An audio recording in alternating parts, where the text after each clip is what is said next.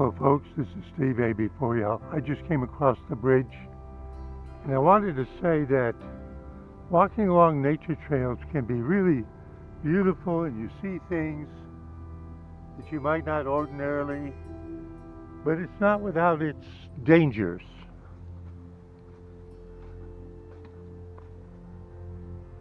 Where something suddenly could fall on you. Because this one rotted up high up, fell not today, but sometime earlier yesterday.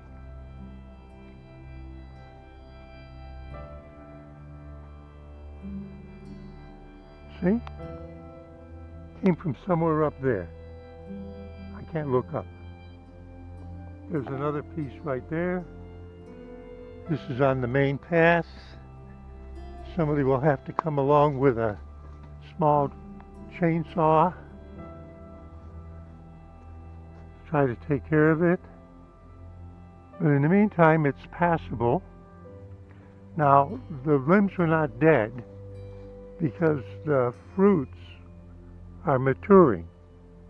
Okay? So the shape of the leaves and the shape of the fruit tells you what this tree is.